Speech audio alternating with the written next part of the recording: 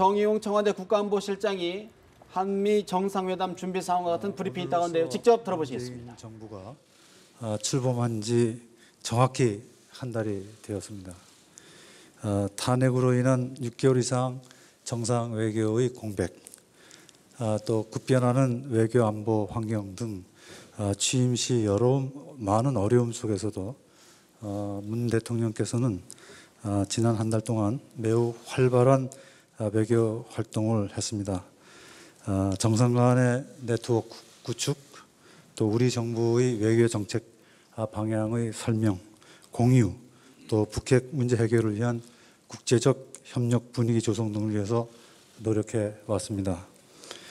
우선 미국, 일본, 중국, 러시아 등 4강국을 비롯해서 총 17개국 주요국 정상, 또 EU, UN 등 2개의 국제기구 수장과의 통화가 있었습니다.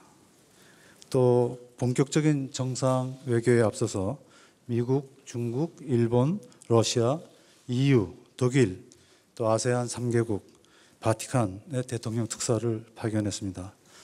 조만간 인도와 호주에도 특사를 파견하는 것을 추진 중에 있습니다.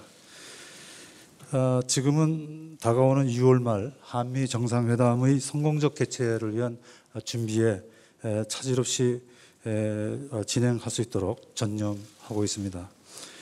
근본 정상회담은 양국의 신정부 출범 이후 양 정상 간의 첫 번째 만남인 만큼 정상 간의 그 긴밀한 유대와 공고한 신뢰관계를 구축하는 아주 매우 좋은 기회가 될 것이라고 봅니다. 지난 6월 2일, 3일간 제가 워싱턴을 방문해서 백악관의 맥마스터 국가안보보좌관, 또 국무부 셰넌 차관과 만나 대통령 방미 관련 일정과 의제 등을 협의했는데 미측은 최고의 예우를 갖추어 우리 대통령을 맞이하겠다는 계획을 분명히 했습니다. 현재 외교 채널을 통해 진행되고 있는 양국 간 세부 조율이 마무리되는 대로 내주 중 계략적인 일정과 의제 등 구체 사항을 발표할 수 있을 것입니다. 이번 정상회담에서는 한미동맹 발전 방향, 북핵 문제의 해결 방안, 또 한반도의 평화 정착을 위한 공동 노력 등에 대해서 양 정상 간의 폭넓은 의견 교환이 있을 것입니다. 또 방미에 이어 독일 함부르크에서 7월 7일, 8일 양일 개최되는 G20 정상회의에 대통령께서 참석할 예정입니다.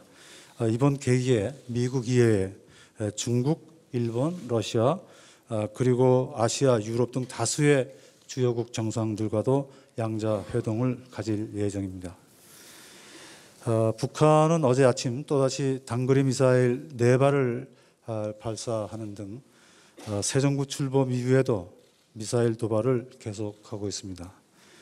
이에 대해서 대통령께서는 취임 후 첫 국가안전보장회의를 직접 주재하여 북한의 도발에 대해 매우 엄중히 경고하였습니다.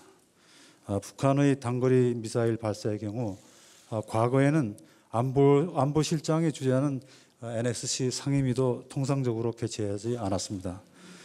대통령께서 이례적으로 직접 NSC 전체 회의를 주재한 것은 북한의 그 지속적인 도발을 매우 시급하고 심각한 위협으로 받아들인다는 의미를 갖는 것입니다. 대통령께서는 외교안보 장관들에게 미국과 긴밀히 공조하여 단호히 대응해 나갈 것을 지시했습니다. 우리 군에 대해서는 한미 연합방위태세를 더욱 굳건히 유지하는 가운데 북한 핵미사일 위협에 대응할 핵심 전력과 자주방위 역량 확보를 위해 계속 노력할 것을 지시했습니다. 오늘 이 기회를 빌어 최근 국내외 언론에서 나오고 있는 사드 관련 보도에 대해서 몇 가지 말씀을 드리겠습니다. 우리 정부로서는 북한 핵미사일 위협에 대한 엄중한 인식 하에 사드 배치 문제는 몇 가지 원칙을 가지고 다루어 나가고자 합니다. 우선 정부는 한미 동맹 차원에서 약속한 내용을 근본적으로 바꾸려는 의도가 없습니다. 사드는 북한의 점증하는 위협으로부터 한국과 주한 미군을 보호하기 위해 결정한 것으로서 정권이 교체되었다고 해서 이 결정을 결코 가볍게 여기지 않을 것입니다. 또 미국과 계속 긴밀히 협의해 나갈 것입니다. 다만 민주적, 절차적 정당성 및 투명성을 분명히 하는 가운데 국내적으로 필요한 절차를 밟아 나가고자 합니다.